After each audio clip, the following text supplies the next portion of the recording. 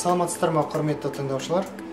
Жаһанша Досмағамбетов атындағы жоғары педагогикалық колледждің ресурстық әдістемелік орталық меңгерушісі Бижанов Ахан Мәлікұлы. Қазіргі таңда біздер колледж толықтай қашықтан оқытуға көштік. Мен алдыңғы сабақтарында өзімнің былай айтқанда классрум болсын, басқа да платформаларда қалай жұмыс жасау керек екені жөнінде айттым. Енді оқытушы мен студенттер арасында кері байланыс қазіргі таңда қалай жүргізіліп жатқаны жөнінде сіздерге айтып беретін боламын. Қысқаша ғана тоқталып өтейін. Біздің мынау Жаһанша Досмағамбетов атындағы жоғары педагогикалық колледждің сайты. Осы сайттан қашықтан оқыту платформасын аштық. Өздеріңіз көріп тұрғандарыңыздай дистанционное обучение көрейік.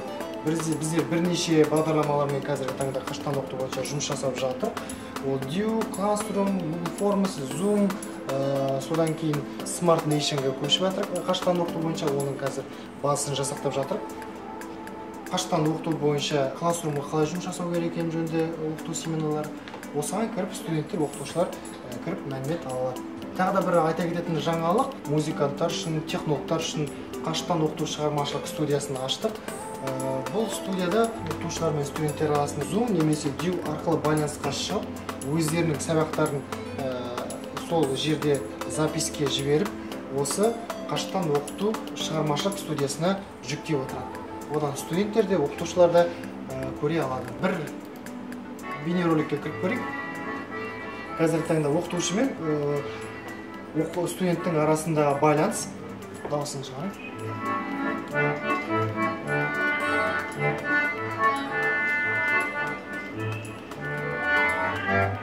Бұлай айтқанда осының өзі живой кері байланыс студент пен оқытушының арасындағы. Келесі біздер классрумда қалай жүргізетіні туралы түсіндіре кетемін. Бұл жерде классрумда өздеріңіз білетіндей лента бөлімі бар. Лента бөлімі бұл айтқанда чат. Осында студенттер өздерінің түсінбеген сұрақтары болатын болса, немесе басқа да сабаққа дайын екен, немесе өздерінің ойларын осы лентаға жазу арқылы оқытушылармен кері байланыс орнатады. Мына жерде ахат тапсырма орындап жатырмын. Мына жерде айсо саламатсыздар ма дейді. Осындай бірнеше кері байланыстар бар. Ертеңге дейін уақыт бересіз ба деген сияқты осындай кері байланыс жүргізіп жатыр. Енді берілген нақты тапсырма бойынша қалай жүргізетінін сіздерге түсіндіре өтемін. Бұл біздің тапсырмалар оқытушылардың пән бойынша жүргізген. Өзін-өзі тану кіріп көрейік. 7 адам тапсырманы орындаған екен. Строго сдачасы бар, жоғарыда көрсетілгендей. Кез келген студенттің жауабына кіріп көрейік. Студенттің жауабы осыған кері байланысы қалай жүргізетінін қазір көрсете өтемін. Мен оқытушымын. Студенттің тапсырмасын толық оқып шықтым. Жақсы деп қоямын, 4. Мына жерге кері байланыс ретінде комментарий жазып жіберемін. Қайырлы таң.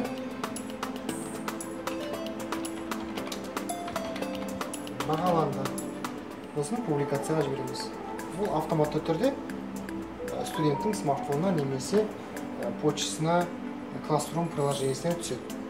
Одан кейін кері байланысты тапсырмада жүргіземіз.